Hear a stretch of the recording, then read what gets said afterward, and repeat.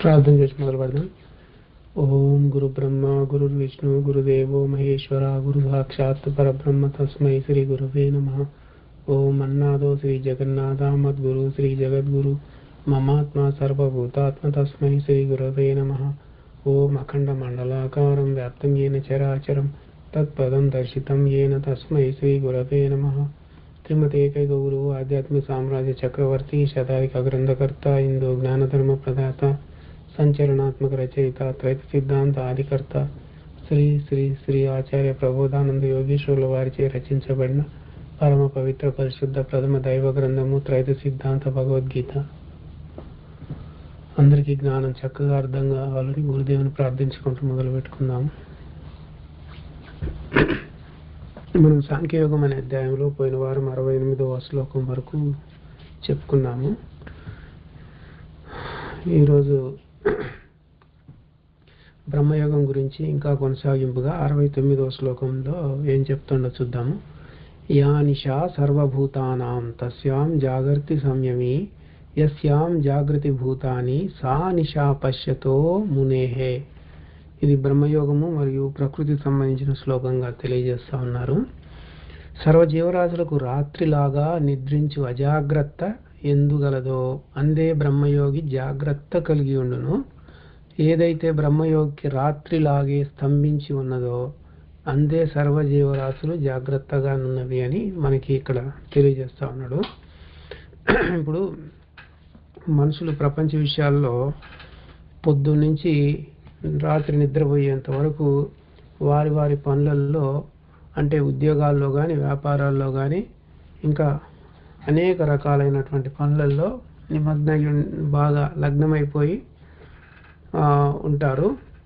వాళ్ళ ఉద్దేశం ఎలా ఉంటుందంటే నాకు ఏ నష్టము రావద్దు అని ఎంతో ఎరుక కలిగి వాళ్ళ పనులు చేస్తూ ఉంటారు.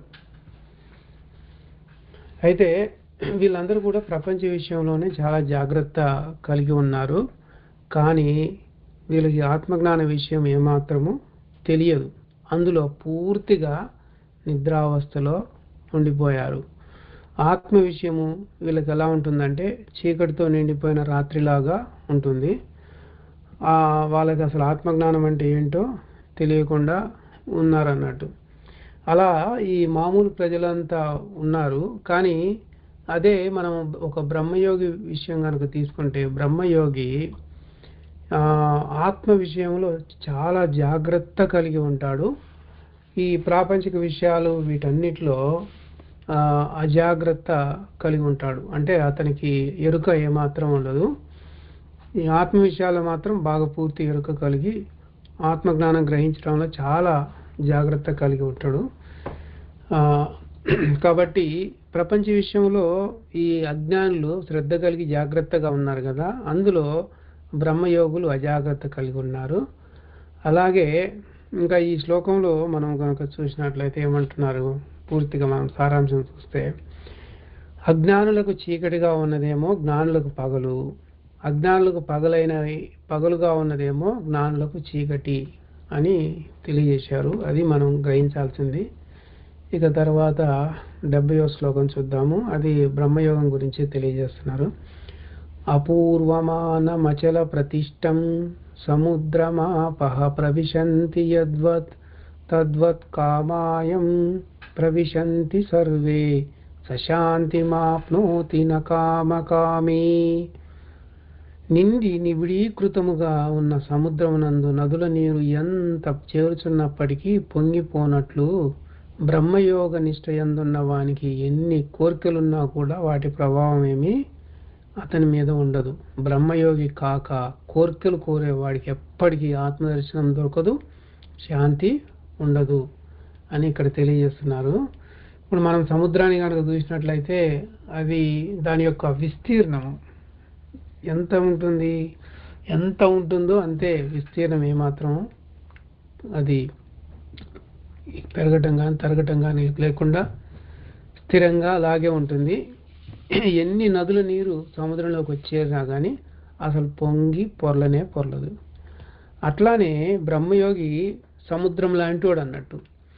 అతని అంటే బ్రహ్మయోగంలో ఉన్నప్పుడు బ్రహ్మయోగం అనబడే ఒకే పరిధిలో ఉండు యోగి విషయంలో ఎలా ఉంటుందంటే బయట ఎన్నో రకాల కోరికలు, దానికి సంబంధించిన విషయాలు, జ్ఞానేంద్రియాలు అందించే విషయాలని మనసు ద్వారా మనసుకి జ్ఞానేంద్రియాలు అందిస్తున్నప్పటికీ మనసు ఏమాత్రము వాటిని తీసుకోదు.